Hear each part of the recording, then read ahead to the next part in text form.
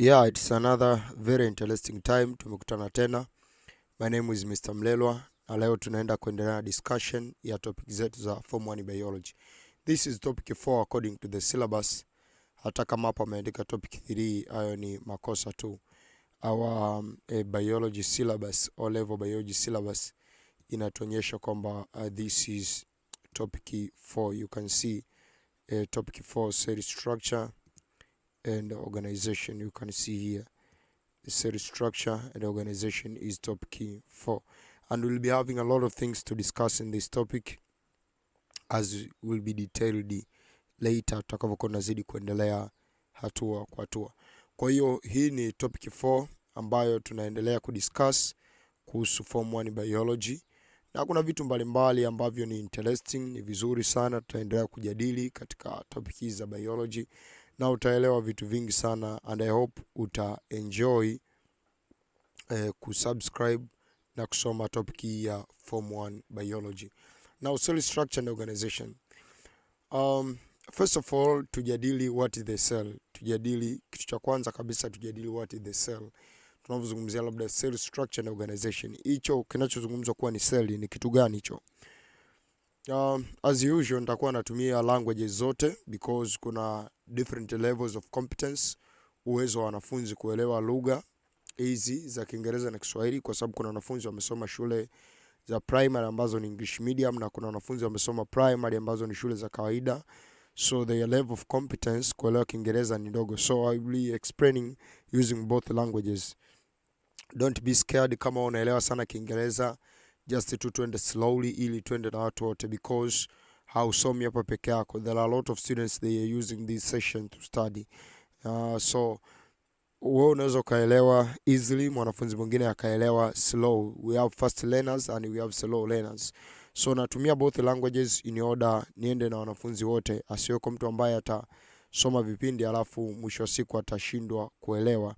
Now, tuanze what is the cell or the concept of the cell. Tukisema a concept manake ni idea, wazo. Cell ni kitu gani? Concept. Yani tukisema concept manake tunaeleza kitu fulani.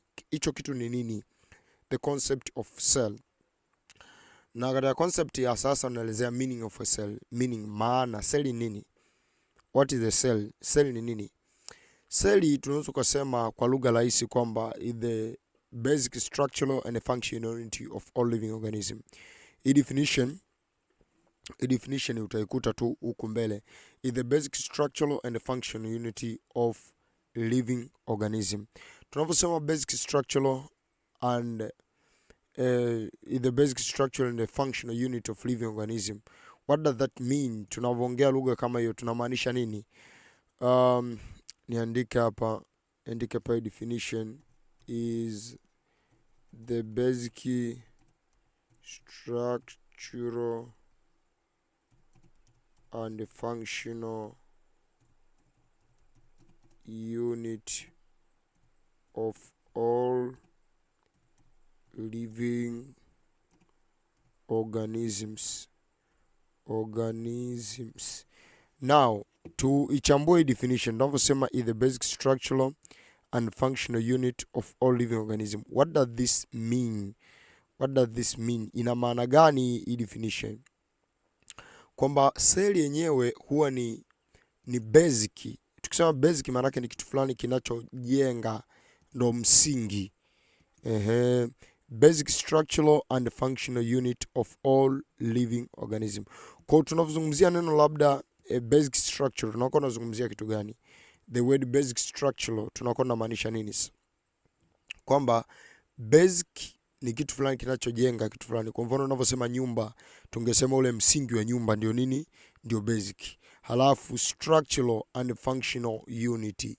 Hasa seli kwa kiumbe hai yeyote, structure and functional unity of all living organisms. Living organisms ni viumbe hai. Kiumbe hai yeyote, kuanzia majani, mimea, wadudu, sisimizi, binadamu, kiumbe hai, ili mradi ni kiumbe hai. Kiumbe hai ametengenezwa na chembe ndogo ndogo zinaitwa seli. Kwa seli ni chembe ndogo ndogo zinazomtengeneza kiumbe hai. Kwa hiyo kumbe kiumbe hai ni muunganiko wa seli nyingi. Tunavyokuona wewe mkono wako ni muunganiko wa seli nyingi. Utanielewa huko mbele tutakavyoenda kujadili jinsi gani ambavyo seli inakuja kumtengeneza hadi kiumbe hai. Utanielewa kirahisi sana. Lakini wewe hivyo ulivyo ni muunganiko wa seli nyingi. Ni muunganiko wa seli nyingi. Kwa seli tunasema ni structural and functional unit. Unavyofanya kazi mbalimbali katika mwili wako au ninavyofanya kazi mbalimbali katika mwili wangu, kwa mfano ninavyoongea, ni seli mbalimbali zinakuwa zinafanya kazi. Ninavyoongea, ninavyokula, ninavyomeza mate, kitu chochote ninachofanya ni seli mbalimbali ndio zinazokuwa zinafanya kazi. Kwa hiyo seli ndio structural, yani ndio ujenzi. Mwili umejengwa na seli, na ndio functional, mwili unafanya kazi kwa seli. Kwa structural maana yake ni katika ujenzi, katika kutengeneza. Ukiendelea mbele katika biology tunaita kama anatomy. Anatomy ni kusoma muundo, kitu fulani kimejengwa na nini. Tunavyozungumzia tofali la simenti limejengwa na nini? Mle ndani kuna mchanga, kuna kokoto labda, kuna simenti yenyewe, kuna maji. Hiyo ndo nini? Structural. Lakini functional ni kile kitu kinafanyaje kazi. Kwa hiyo mwili wa kiumbe yeyote umetengenezwa na seli na unafanya kazi kwa kutumia seli. Structural maana yake umetengenezwa na seli na unafanya kazi functional kwa kutumia seli. Kazi zote unazofanya kwenye mwili wako unatumia seli, na muundo, kila sehemu ya mwili wako tukiigusa inakuwa na seli mbalimbali. You understand this definition well uko mbele tutakavyokuwa tunaendelea kujadili kuhusu seli ni kitu gani. Now kuna concept ambayo tunaelezea kwamba plant and animal they are made up of units called cells. Manake plants ni mimea na animals yani wanyama they are made up of units. Zimetengenezwa na units kama tuvipande tudogo tunaitwa cells. Au mwingine angeweza kusema smallest units, yani vipande vidogo ambavyo vinaitwa cells. Now the cells are microscopic. They are microscopic. Huwezi kuziona kwa macho. Microscopic. Seli chache sana ambazo unaweza kuziona kwa macho. Seli chache sana. Zipo unaweza ukaziona kwa macho lakini ni chache sana. But most of the cells they are microscopic, yani ni ndogo. Microscopic manake kuziona ni mpaka utumie microscope ambayo tushaijadili kwenye mada zilizopita. So the cells they are microscopic in such a way that they cannot, katika namna ambayo huwezi kuziona, they cannot be seen by our naked eyes. Naked eyes manake macho ya kawaida haya macho ya kawaida yakiwa hivi uchi, haujavika miwani wala microscope, yanaitwa naked eyes. Naked manake ni uchi, so naked eyes ni macho ya kawaida yakiwa uchi, haujavaa miwani wala microscope. So huwezi ukaiona seli kwa macho yaliyo uchi bila kuweka kitu kingine juu ya macho. By our naked eyes huwezi ukaiona cells. Some organisms like protozoa. Protozoa ni organism fulani ambao tutaenda kuwasoma kwenye topic zinazofuata either za form 1 au form 2. Protozoa ni aina fulani ya viumbe wakiwemo amoeba, ndio unasikia mtu sio ana amoeba jamani, amoeba ni mifano ya protozoa. Some organisms like protozoa, diatoms and bacteria consist of one cell. Baadhi ya viumbe wanakuwa na seli moja tu, they consist of one cell and they are called single celled. Jina lao wanaitwa single celled au unicellular. Uni means one, unicellular maana yake one cell. Unicellular organisms au single celled organisms ni viumbe wenye seli moja. Unicellular organisms au single celled organisms wana seli moja. But some organism, kwa mfano sisi binadamu, sio machungwa, maembe, majani, wanakuwa na seli nyingi. So some they are made up of many cells and they are called multi means many, multicellular means many cells. So some organisms they are called unicellular organisms or single celled organisms, na organism wengine wanaitwa multicellular organisms. Unaona, kumbe katika tunavyosema kwamba a cell is the basic structure and functional unit of all living organism. Some of the organism they are made up of only a single cell. Organism wengine wametengenezwa na seli moja tu na bado wanaweza kufanya kazi, wakaishi, kufanya kila kitu kama kawaida. Lakini organism wengine kama si binadamu ndo tuna seli nyingi. Kwa kumbe ukituvunja unaweza kupata seli nyingi sana katika miili yetu. Unaona? Now the cell structure of living things was first seen by Robert Hooke in 1967. Kwenye document nyingine au vitabu vingine utakuta ni 1665. Not 19, it is 1667, lakini kwenye document nyingine inakuwa ni 1665. Bwana Robert Hooke aligundua seli kwa mara ya kwanza kabisa aligundua seli kwa kutumia cork. Cork ni gamba fulani la mti, yani gamba la mti ndio tunaliita cork. Ile gamba la nje linaitwa cork. Kwa hiyo Robert Hooke mwaka 1667 aligundua cell structure, unaona, when he examined fine slices of cork. Alikuwa amekata cork kwenye vipande vidogo vidogo, fine, au tunaweza kusema neno thin, yani nyembamba, vipande vyembamba, akawa anavi identify kwa kutumia microscope yake aligundua, akagundua kitu kinaitwa cell. Now Robert Hooke believed that the cells were empty and that the cell wall and cell membrane were the most important parts of the cell. But now cell contents are seen to be the most important ones. Kwa Robert Hooke kiujumla, utaenda kusoma mbele ukifika advance, Robert Hooke aliona kitu kama vyumba hivi, aliona kama maboksi hivi. Sasa kwa kuwa hakukuwa na mtu ambaye alishawahi jua seli nini, aliona kama maboksi hivi. Alivyoona maboksi, kwa nini Robert Hooke aliyaita maboksi kuwa seli?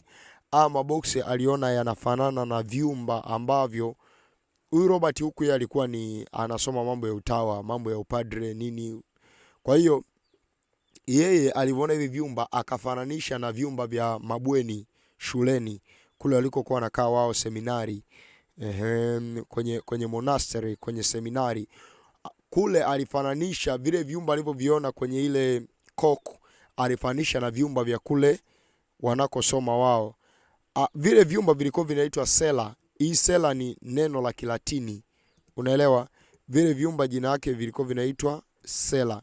Kwa yeye alivyofananisha vile vyumba wanavyokaa na vile vyumba alivyoviona pale kwenye ile cork, akaviita cells. Kutoka kwenye neno cella akaviita jina lake cells. Kwa neno cells zitoka kwenye neno cella, ambao cella nini? Cella vilikuwa ni small rooms ambao monk wale watawa walikuwa naishi kwenye hivyo vyumba, ni kama mabweni ya shuleni. Kwa ndo maana akaita cella, ndo neno cell liliko originate. Unaona? Sasa yeye Robert Hooke hakuweza kuona kama ndani ya seli kuna kitu fulani, kwa kuwa yeye alichoona kilikuwa ni cell wall, alichoona ni zile kuta. Hakuona mle ndani ya cells kama kuna vitu, na microscope yake ilikuwa haina uwezo wa kuona mle ndani kama kuna vitu. And actually ile cork aliyo examine Robert Hooke ilikuwa imekuwa made up of the dead cells, na zile dead cells hazina compounds za ndani, they have only the cell wall. Kwa hiyo mwisho wa siku kilichotokea ni kwamba Robert Hooke alishindwa kuona vitu vya ndani. So ndio maana Robert Hooke aliamini, he believed that the cell were empty. Aliamini cell iko tupu, ni empty. Hakuamini kuwa cell ina kitu. He believed that the cell were empty and that the cell wall and cell membrane were the most important parts of the cell. Kwa aliamini kuwa cell wall ni ukuta wa nje wa cell, pamoja na cell membrane ambao ni membrane inayozunguka cell. Cell membrane ni tukisema membrane ni kama utando fulani unaozunguka cell, au ukuta fulani unaozunguka cell.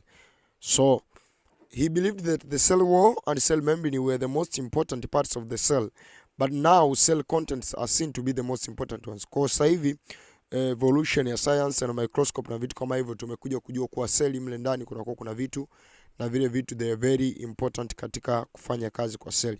So therefore a cell now can be defined as the smallest unit of all living things, or a cell is the smallest unit of all living things, or a cell is the basic unit of life.